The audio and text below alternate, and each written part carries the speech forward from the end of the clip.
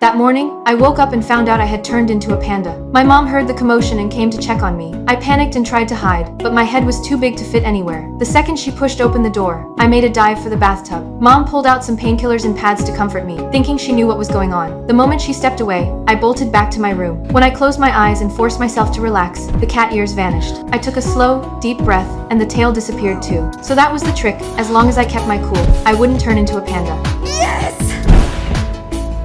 No! Once I figured that out, I became extra careful about everything. The next day at school, my deskmate Kai decided to mess with me. I'm gonna kill him!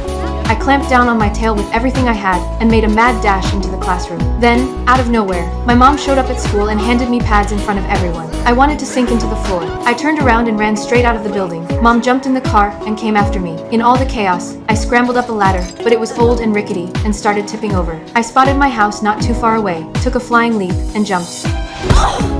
I ran home in tears and buried myself under the covers. Mom and Dad came rushing back and sat me down. They told me about our family secret. One of our ancestors had been blessed with a gift from above, the power to transform into a red panda to fight off enemies. But in a time of peace, that power had become more of a headache than anything else. Mom grabbed me before I completely lost it and told me there was a way out if I could seal away the panda spirit. I'd go back to normal for good. But I had a whole month to wait, and in the meantime, I had to keep my emotions in check. Right then, Grandma called. She'd seen me on the news and announced she was coming to personally oversee the sealing ceremony. On the night of the red moon, Grandma showed up with the whole extended family in tow. They drew a circle on the ground, beat their ritual instruments, and chanted. The circle glowed blue and lifted me off my feet. Grandpa raised his sword, and a beam of red light shot straight between my eyes. My soul was carried away to a bamboo forest. My ancestor held up a mirror and told me that stepping through it would separate me from the panda spirit forever. I was right on the edge of crossing over, and then I caught a glimpse of the red panda's face, twisted in pain. I couldn't do it. I backed out of the ceremony and took off running, ignoring everyone who tried to stop me. Back outside,